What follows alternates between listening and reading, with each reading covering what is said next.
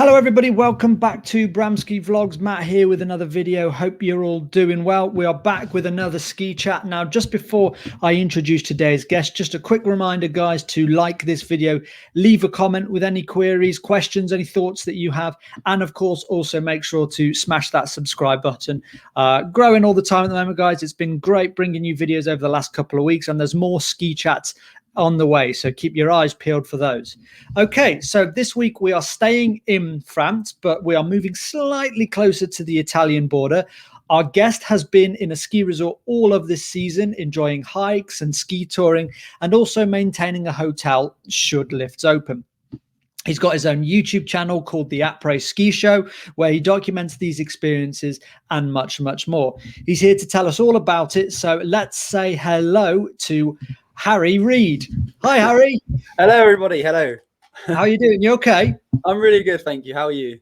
Yeah, I'm very, very well, thanks, mate. I am very jealous of the videos you've been posting in the beautiful alpine conditions. I think there are tens of thousands of UK ski enthusiasts right now who would trade anything in the world to be where you are right now. Absolutely. Yeah. So normally how we get these videos started, Harry, is we sort of, we get the guests to tell a little bit about themselves. I guess just to start off, though, could you tell us where you are and a bit about what it's like there? Oh, absolutely. So I'm currently in Valmeinier. It's a tiny little resort in the French Alps. It's really quite small, but at an altitude of 1,800 meters up to 2,750. So it's good for constant snow all season long. So yeah, I'm currently working in a hotel that's been closed all season long due to COVID.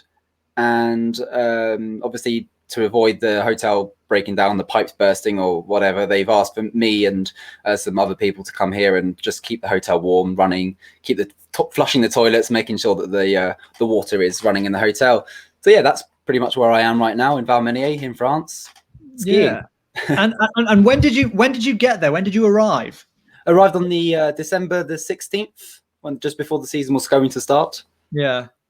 And I guess what was the mood then when you arrived in the resort? Were you guys thinking you were going to be opening at some point?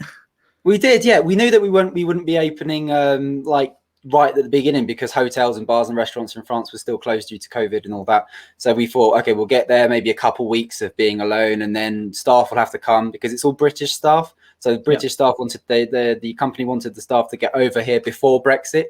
So before all the problems that happened in the transport and getting people across the country and everything like that. But closer and closer we got to the 31st of December, closer and closer we got to deadline. The more we're thinking, I don't think anything's going to happen. And yeah, we then got the call saying that it's not going to happen and the hotel won't be opening this season. Yeah.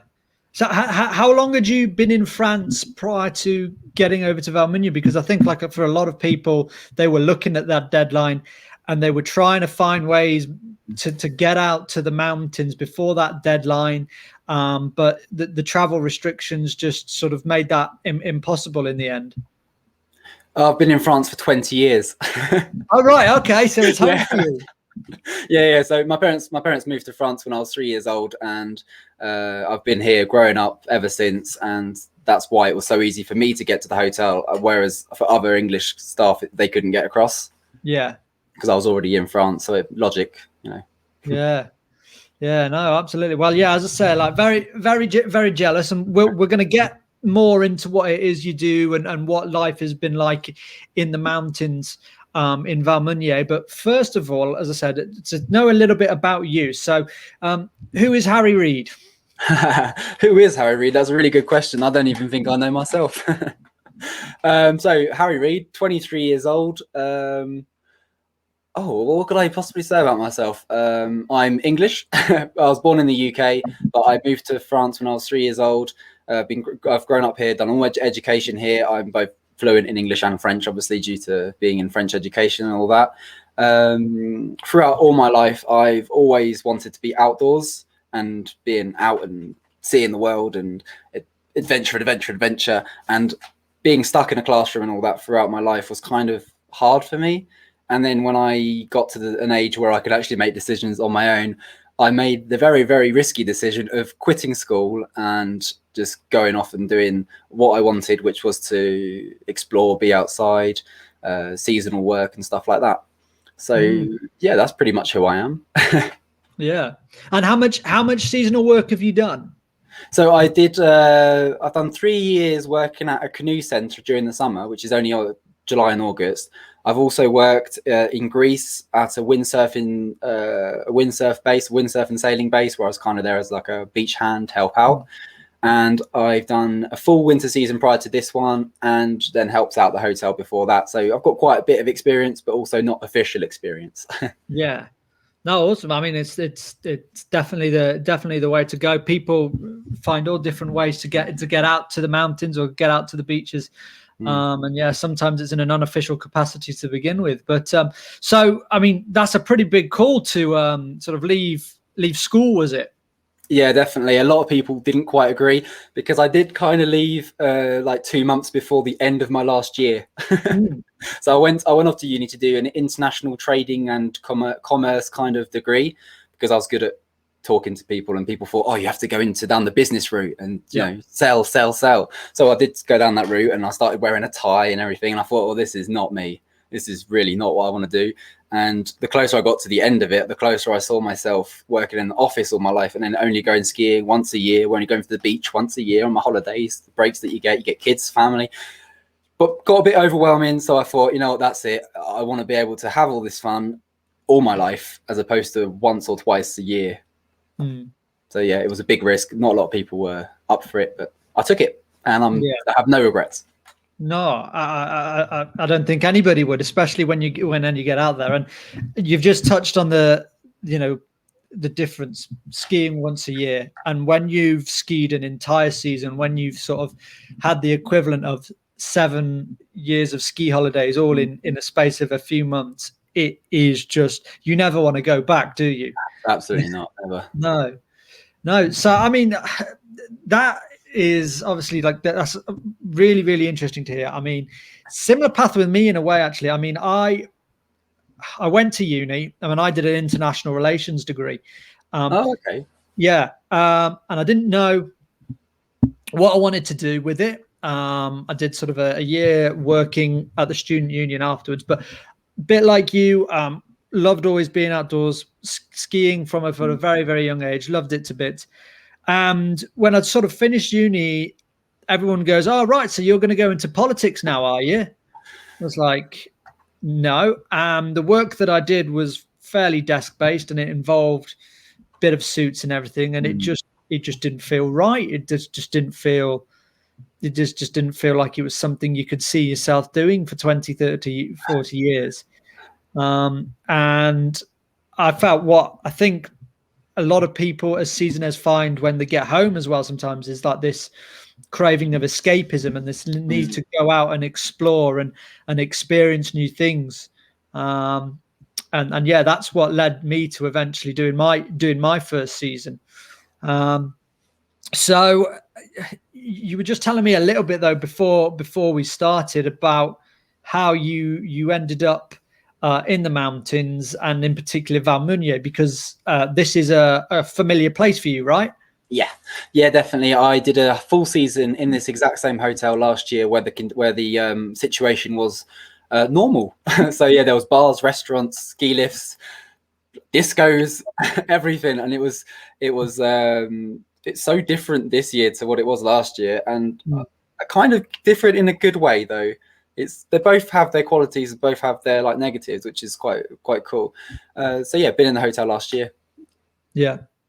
So tell me what it's like though, working in a hotel. I mean, as a rep, in the past, I've worked closely with some of the French hotels that look after our guests, and mainly you kind of have dealings with people on the reception, but obviously, there's things like maintenance and cooking and people on the bars. There's many jobs and duties that need doing to operate a hotel.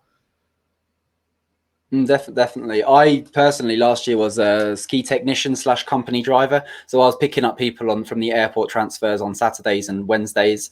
So for me, it was just driving on changeover days, which is fine. I'd rather do the driving than the cleaning and the cooking and the changing overs and all that. That was not my style.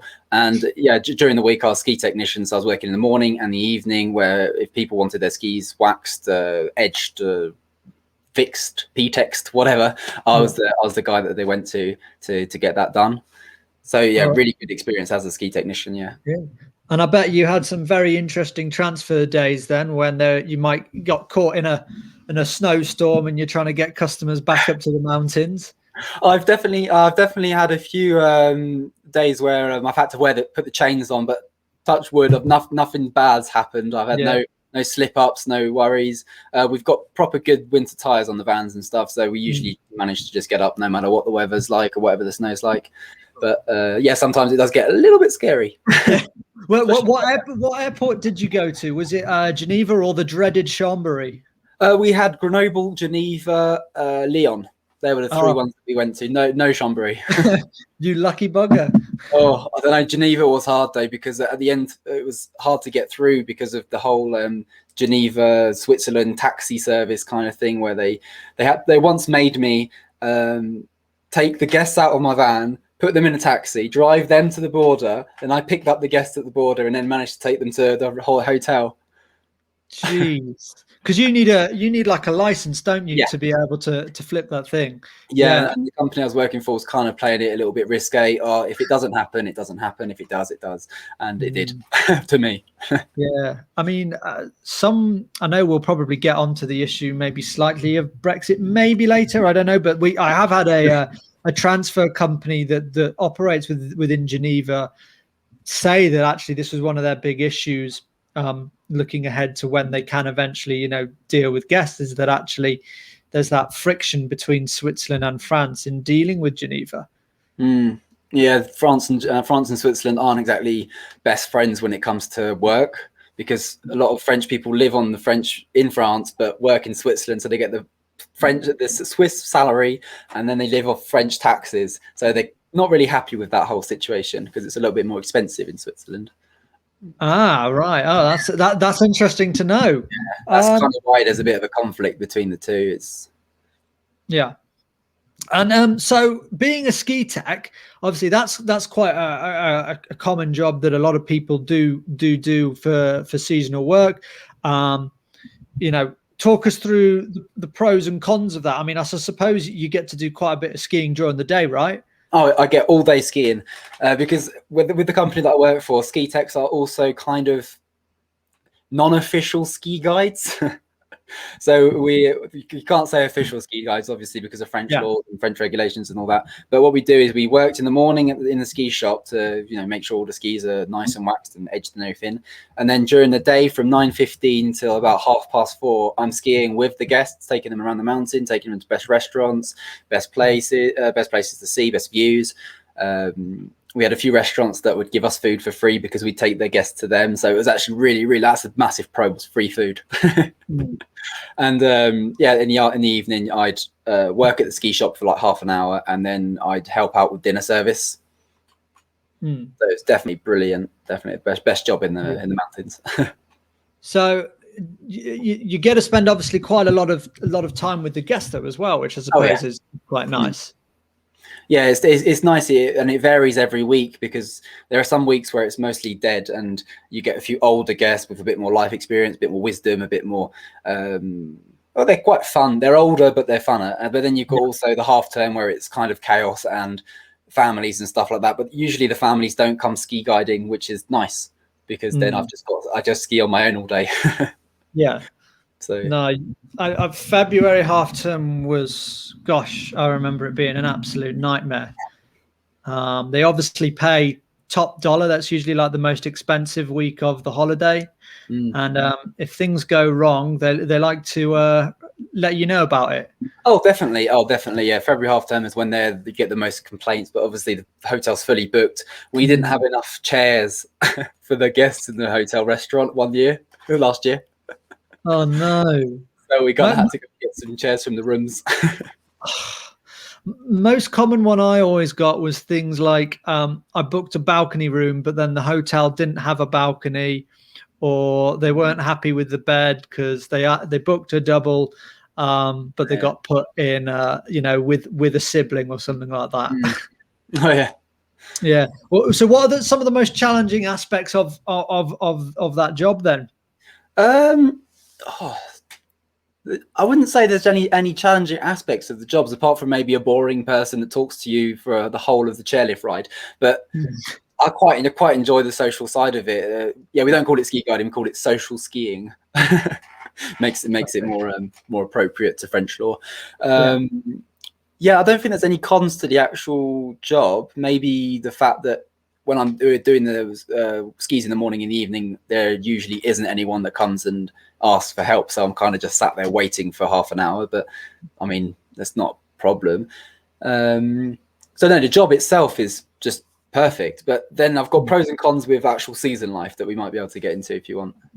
Yeah, go on. Let's get into that, and then we can talk about obviously how things are like for you, obviously in Valmeinier right now. So I mean, some of the things that I always found that were really good about working as a ski season is, I mean, first of all, the mountains are your home. Yeah. I mean, you have this like beautiful, stunning scenery every single day that you wake up to, and the slopes are your office. For many people, which is like unbelievable. It's like what anybody could dream of. You get to do that every single day for an entire winter season, which people would kill for. Yeah, I mean, how about you? What would you say are the top pros? Oh, the top pros, definitely living in the mountain, and like you said, the fact that the mountain is your office. Like sometimes I'm sitting on a chair there thinking, this is my job.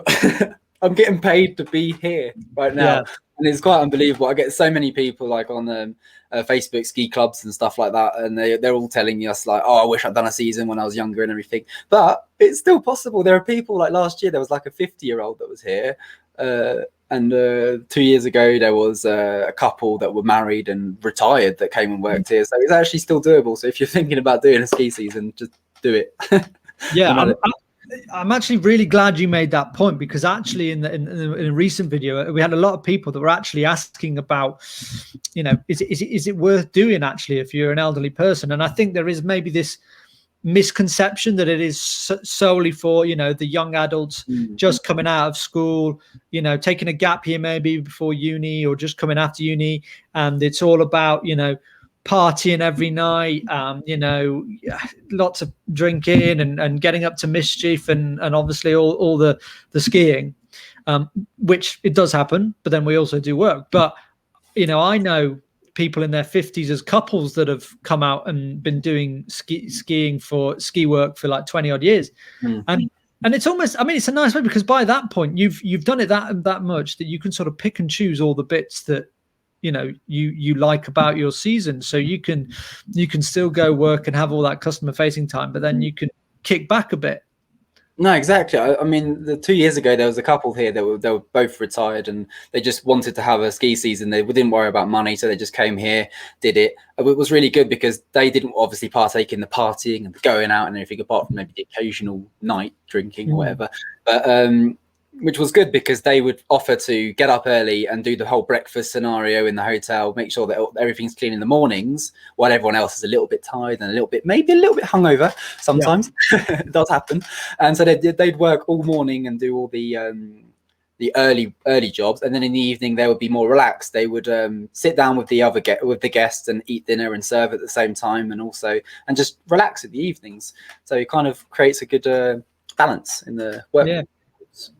I mean, I wonder if there's going to be more of them inclined to do seasons next year, because obviously this year's been pretty hectic and exhausting for a lot of people, all sort of trapped in having to work from home. And I wonder if there's going to be more people that go, do you know what, actually I'm going to take an extended holiday somewhere, but I'll need a little bit of money to keep me going alongside, so I'll go find somewhere exotic and work. Oh, I definitely recommend doing that. If anyone's thinking about doing it, just do it. Just do it. So cons of doing a ski season. Yeah. Sorry, go ahead. You say. Yeah, I mean, there's not too many. I mean, you do, obviously, there comes to a point in the season where you do get burnt out. That happens. I think even the most outward going party people maybe occasionally feel a little bit homesick when you realize, that you might be missing a key family event at home. The pay's not great, is it, as a seasonal worker? Not the best. But sometimes you get accommodation, food, ski pass, and skis with the whole pay. So you kind of live for free and then get a bit of pocket money for nights out and drinking. So that's kind of a pro and a con. Yeah. Were you staying in the hotel then when you were working there? Yeah, we've got the whole 6th floor for staff members. Oh, awesome. Awesome. Any other cons that you could think of? Yeah, definitely. If you have a bit of a self-esteem issue or whatever, it's going to be really hard because when you're in a season lifestyle, you get massive FOMO, fear of missing out, massive fear of missing out. And if you can't like take yourself back and relax and do something on your own, you will burn out really quickly because every night something's going to happen. There's always going to be someone that wants to go out, someone that wants to do this, someone that wants to do that. And if you have a massive fear of missing out, you will burn out, which is kind of how I felt last year because I kind of lacked confidence in myself and I wasn't the most outgoing person, but I kind of wanted to go along with everybody to be this person, the fun person or whatever. And little by little, I realized that I was no longer actually myself. I was just whatever everyone else wanted me to be, which was hard to realize, and then managed to take a step back. And I was like, "Ooh, season work is hard." If you have anxiety or stuff like that, it can be a little bit difficult. Manage to calm yourself down. That's really intriguing, actually, to hear that because again, like it's you get all types of people that come and do these seasons, and not everybody is extroverted. Not everybody is hell for leather all the time, and there are people want to go at different places, and it's still a beautiful place, but you can still struggle mentally at times. I mean, obviously being away from your normal surroundings, even though you took the decision to go and do a season, you can still struggle at times. Yeah, it can be hard, and people will push you. Like you'd say, "Oh no, I won't push anyone. I won't force you to do anything." People will do it, but not intentionally, but kind of like, "Oh, come on. It's only one night. And then only one night becomes only 1 week, and then it becomes a month, and then it becomes a whole season, and then all of a sudden you're stuck somewhere, and you need your alcohol.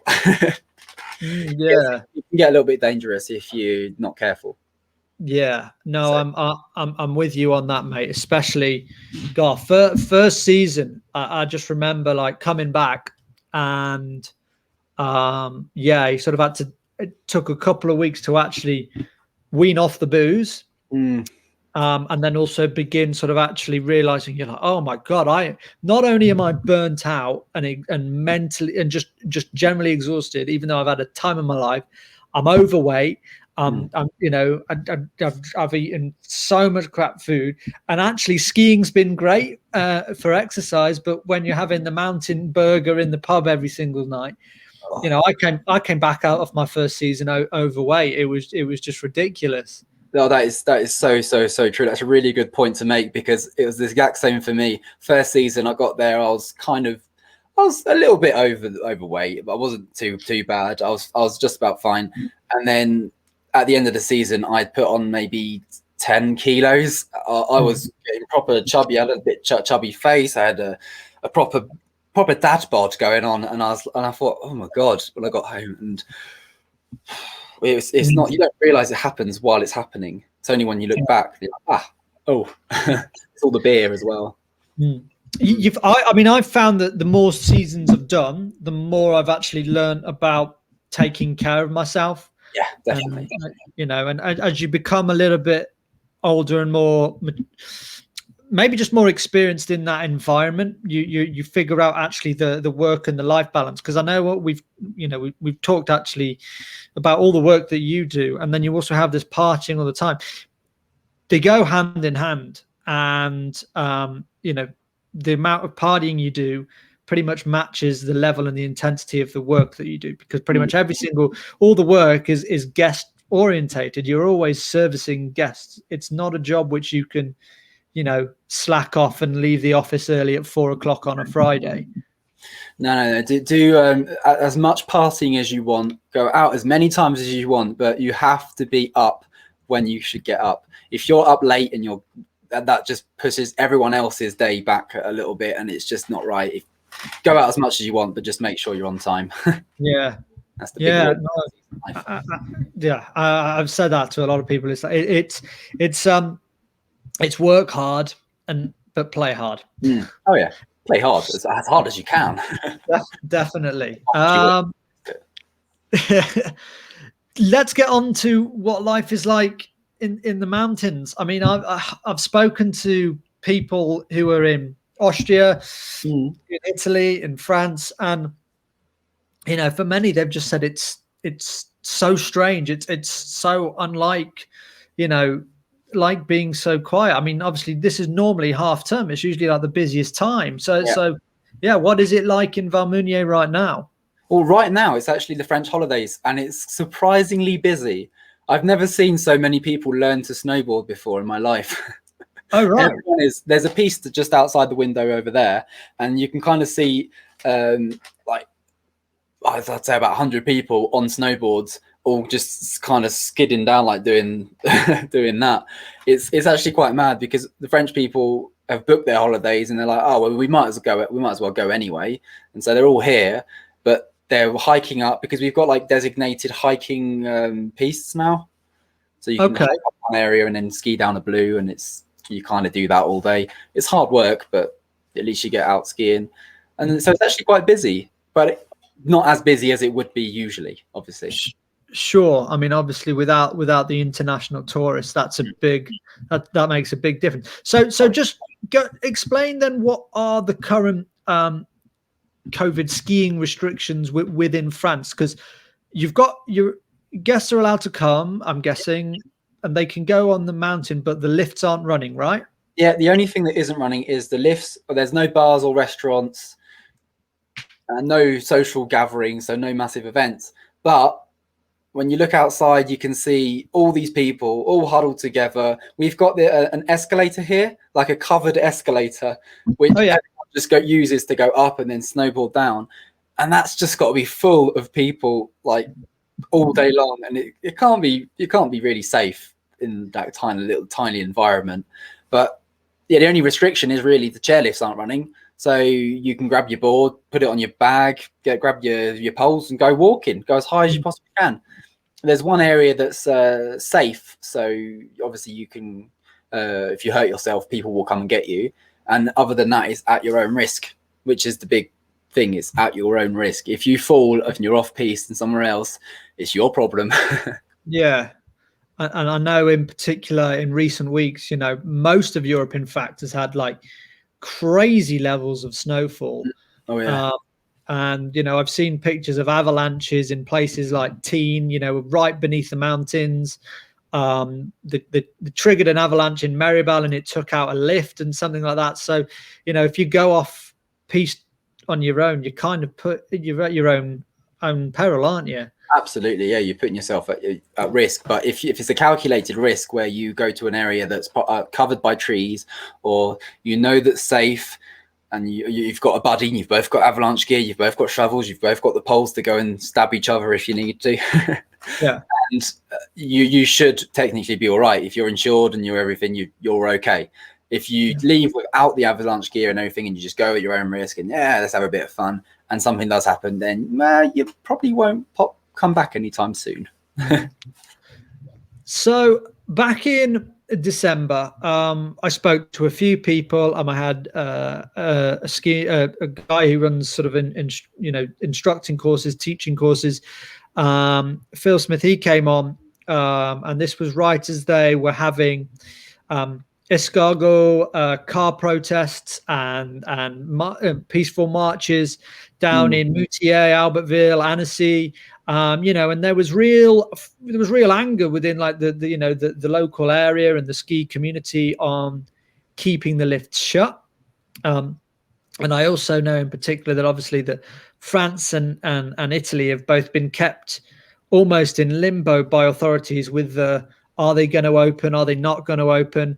Italy looked like they were going to open the other day, and then at the last minute they turned around and said, no, sorry, the latest figures, we can't open. So, I mean, what's the mood like in ski resorts right now in France? It's hard for people that have businesses around here. It's really hard. For me, it's easy because I'm getting paid. I'm on furlough and whatever, and it is easy for me. But for businesses around here, it's hard because French government is kind of saying, well, we're not going to open the ski lifts in February.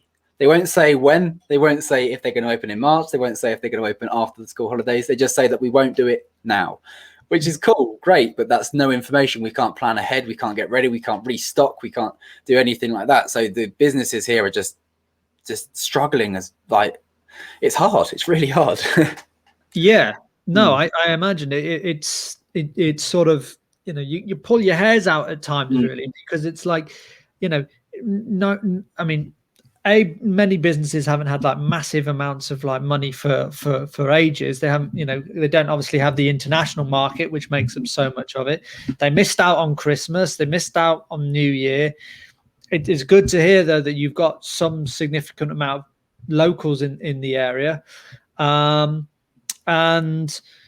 yeah, but all the same, I think everybody would much rather swap furloughs and not having lifts open to be able to work. And I mean, do you think it would be safe if they had the lifts open right now? The lifts isn't the problem. That's the thing. The lifts themselves, they're fine. You're outdoors. You can put your mask on in the queues and everything. The lifts work. The problem isn't the lifts. The problem is if the lifts open, you get more people, and the more people is more clusters, more spread, and all that. That's the big issue that France has got. It's not worried about people skiing because it's outdoors. It's not a problem, but it's worried about having more and more people in resort and spreading it between everyone, and because it's hard. Well, I mean, I see a lot of people walking around. Obviously, around here, hardly anyone's wearing a mask because we're in the Alps, we're in the mountains. But when you add every single guest, a holiday maker here, and tell them, "Oh, it's all right, you're in the mountains. There's no need to wear a mask. You're in the out in the open," and everyone's and kind of spreads a little bit. Yeah, no, I mean, I take your point, and I know that here in the UK, compared to 6 weeks ago, we're in a much better position. Touch wood, all of our the cases, hospitalizations, and deaths are all coming down significantly, one rate or another. The vaccinations have been going brilliantly, but that's not the case in European countries. You guys are kind of at a different level, right? Yeah, France has managed to. It's gone up, and then now it's gone kind of down. It's now kind of stuck at the 20,000 per day mark, which is quite a lot. But it's at least it's stable. Like it's flatlined a little bit, which is better than if it's going up. But we'd rather see it go down, and it won't go down until everyone starts getting vaccinated, like in the UK. And France is not doing that too well. They're trying. Yeah, and it will come. It will come when it will come. Well, I mean, one of the conversations that's been sort of leaked in the press the last week or so is this issue of COVID passports. And is that gonna be made mandatory to kind of travel in the future? Now, I think one source in the government has said no, and then someone else has said they're still looking at it. But then someone within the travel industry said, well, I think you'll probably find actually that the market dictates it. I don't, I mean, if European countries are at different levels, but other places are they going to say, well, look, if you want to come in, you've got to show us that you've had the vaccine so that you don't risk bringing in a new variant or spreading it elsewhere. Well, I think I actually think that's a good idea though, for a period, obviously, until once it's when it's properly calmed down, then obviously everyone could just travel freely if you had the vaccine or not. But for a certain amount of time, I think it's a great idea to have a proof that you've had a vaccine, so that you know that you're not going to spread it. People can be like, okay, well, you can come in, you can have fun, you can do what you want, and you're not risking anyone else's life. If you haven't got that, then you could possibly come in, spread it to one person who spreads it to the next, and then all of a sudden you've got all these people that just because one person didn't have a vaccine, and then it goes back into lockdown, and then we get back problems all over again. Yeah, exactly.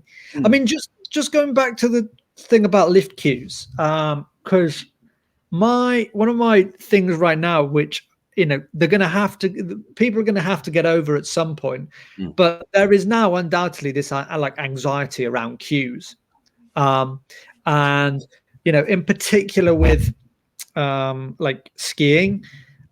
Skiing has, I think, very unfairly been like made out to be some like source of a super spreader. I know obviously there was a bad situation in Austria at the end of last year, but then also the first major outbreak came from Italy in Europe, and actually you look at Austria and Switzerland and the way that they've done it this season, they've managed to have the lifts opening, and there's been one or two little hiccups which have been like just blown totally out of proportion, and all it's based with is like they find one picture, and it's a picture of, say, like just before maybe the lifts have opened in the morning, and there's you coming down from the gondola thing, but there's no context there. There's no context of the fact that actually there are restrictions on people allowed in the cable cars and on the on the chairs. You've got to wear a certain type of mask in Austria on a lift in a cable car. You've got to only have X amount on a chair and or such and such. So, but that doesn't get explained, and instead you just see this massive picture of a line of people, and you go, skiing, COVID risk. Yeah, of course it is. It's all blown up in the media just to, it creates views, it creates clicks, it creates something to talk about. So obviously they're going to talk about it, but then obviously it puts us in a situation where we no longer get guests because they're like scared of coming here because of the lifts and the queues and all that. And that's just a bigger problem that's blown out of proportion. What have you guys done in your hotel? Have you had to do anything to sort of make it COVID secure? Well, because there's no guests, there's no need really. It's literally me and my girlfriend Charlotte that are here, and that's it. That's the whole hotel. So we've got the whole kitchen to ourselves, all the living room, all the living area, and no one's allowed in apart from us. So there's no really real reason for us to do any kind of COVID setup or whatever. If guests did come, then obviously we'd have to prepare like screens and stuff like that. Sure. Yeah. And I guess like the final thing on this really, like travel. I mean, God, when do you see it opening back up? I mean, I can't see it doing until autumn at the earliest. No, I honestly don't think it's going to happen until we've got at least, I don't know, half the population vaccinated or something like that. You need a massive amount of people to be vaccinated, and then once that's happened, you've got a passport that be able to do, for people that are vaccinated. And then I don't see this winter season happening at all. And then the summer season, maybe, maybe, but then maybe next winter. I think it's good that you're people are still able to actually visit your area, to actually visit the area for some form of holidays, some just any for like a break from everything that's going on. We can't even leave our house right now unless it's essential. Because here people are actually coming on holiday. They can book apartments, they can book whatever they want as long as they can cater for themselves. All the restaurants are doing takeaway, so obviously they're still running, less, but they're still running. They've created all these activities like sledging, like they've created a little sledge slope. They've got a horse that walks around where you can follow it with skis and stuff like that. So they've created all these new activities because obviously no chairlift. So the guests that come here are still having a good time. Yeah. Awesome. Listen, let's get onto your YouTube channel. I've like really enjoyed obviously watching the Après Ski Show. I mean, you obviously have. I mean, you started the channel as the season started, and I mean the production of it's really great. I mean, had you done sort of video stuff before? I downloaded Premiere Pro for the first time in about April. So I'd done nothing before that. I'd never really filmed. I've always had a GoPro, but I'd never, obviously you'd film, like put it on your head, film up for an hour, and then go home and like, this is rubbish. This isn't worth anything. So then obviously you have to get rid of all that footage. And this year I started filming skateboard videos and stuff like that. And I created an account called 6S, which was going to be like the 6S's of success. It was a very complicated whole thing, but I started doing it and I kind of enjoyed being behind the camera and filming and stuff like that, and realized that this is quite fun, but I wasn't actually talking in any of the videos. So it kind of lacked content very quickly. So I got rid of all that. And then I thought, okay, you know what, I'm going to start vlogging. I'm doing something that's quite exceptional here. I'm doing something quite different, quite interesting, really, for other people to see. And I thought, I'm going to document it. I'm going to vlog it. And I got the camera the first day, and I've stuck it in front of my face, and I said, hello, beautiful people. I'm Harry. And from there on, I just thought, okay, that's it. I'm just going to keep doing it. And it's fun. I'm enjoying it. And I'm getting better and better, I hope, with each video. No, but like each one is exciting, because each one you're doing something. You're going out, like you're exploring. You're doing some like activity, whether that's in your hotel or you're doing something on the mountain. And and each one kind of shows a different part of life actually being in the mountains, which a lot of people wonder about. And then obviously for all of those who would normally be doing it, it's quite a good distraction, and sort of takes them back to what life for them is normally like. Yeah, absolutely. I've had people on Facebook message me and telling me that they're kind of living their ski holiday vicariously through me, which is really, really, really nice. It's quite inspiring. It makes me want to do more, and makes me want to progress and get better and better. And I've just bought myself a drone. So, so we're going to be seeing drone shots. Oh yes, I'm very excited. Oh well, no, we'll definitely be looking forward to that. And yeah, I mean, like, what do you plan to do with it after the season? Are you going to keep going? Will you do more sort of seasons afterwards? Oh, honestly, I keep asking myself the same question, like, what happens après ski? What happens after skiing? What happens when that ends? What do I do? What do I call it? The après dinner show or something? Start cooking. I honestly don't know yet. I do skateboard in the summer and windsurfing, and I want to become maybe a kayak instructor and stuff like that. So I could keep up the vlogs, but I don't know if I keep the whole Après Ski Show name, or if I maybe upgrade it or change it, or I honestly don't know. And it's I've got until April to figure that out. It's all part of the journey, man. I mean, absolutely.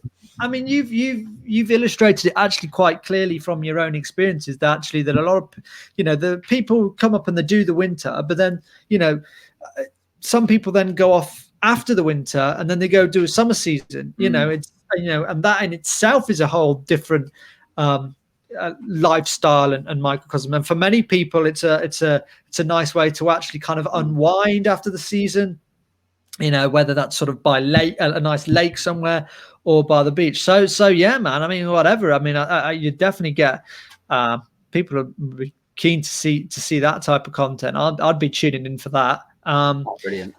Yeah, no, absolutely. And the thing is, like, it's interesting you're talking about already, like, wondering what to do when you're not skiing, because that's kind of like been one of my main challenges, having not been able to get out to the mountains. And it's like you're constantly thinking, well, what content can you bring that's going to not be almost like forced, but actually it's going to bring something new and different, and it's going to, attract interest. So, I mean, that's why I dropped you a message, and I'm really grateful for you coming on to talk today. Oh, thanks so much. It's actually been a pleasure. It's been really good. I've really enjoyed it. Yeah. Well, listen, where can people find you on social media or YouTube? Where can they find you? So it's always the same. It's always the Après Ski Show. I checked it on YouTube. It's the first thing that pops up when you type in the Après Ski Show. That's fine. On Instagram, it's at the Après Ski Show. And then I think that's it. Maybe TikTok. I've got TikTok. Ooh, okay. I don't really use it, but I post sometimes the like 15 seconds powder snowboarding, things like that. And that's the same. It's the Après Ski Show. It pops up straight away. Yeah. Listen, have you got any final words, anything that you want to say about sort of experiences and life in the mountains for you? Well, final words for me would definitely have to be, if life is not a great adventure, then it is nothing at all. And just enjoy every part of your life, because in the end, we all end up in the same place. Yeah. But yeah, I'm very grateful for where I am right now. I'm quite lucky, and a lot of people might be a bit like envious and a bit jealous and a bit like, oh yeah, but he can do it, he can do that. Anyone can do it. If you want to do something in your life, just get up, pick up the camera if you want to vlog, or do something. Pick up a skateboard if you want to learn skateboarding, or pick up skis if you want to learn skiing. Just pick up the thing that you want to do and just start. Yeah. You're going to be rubbish to start with, but then it gets better. You'll find yourself becoming an expert skier right after the end of the season, don't you? Oh, my plan was to become a skiing instructor at the end of the season and to join a course, but they've told me that you can only join the course if you're a European citizen, and I'm not. Oh no! Not so yes, I'm looking into becoming French. Okay, residency. Yeah. Yeah, well, I've got French residency, but I want French citizenship. So I'll be bi-national. So I'll have a British passport and a French passport. Okay, so I mean, we're going to wrap it up in a minute, but like, I mean, just on that, I mean, this is because I've been looking at this because I want to get back to Austria, and obviously, I mean, any sort of work I've seen already that a lot of places who are maybe advertising jobs are saying that you need to have an EU passport. Yeah. So who knows? We might see an influx of Brits getting dual citizenship. Well, I definitely will be doing it. Definitely, I've been here 20 years. I think I'm allowed. Yeah, absolutely. Yeah. No, definitely. You've given enough to the area. Definitely. Absolutely. Yeah. Listen, Harry, thanks very much again for joining. You are welcome back on this show anytime. Oh, well, just let me know when you want to hear from me again. Awesome. Thanks very much, Harry. Thank you. It's been really good. Thank you.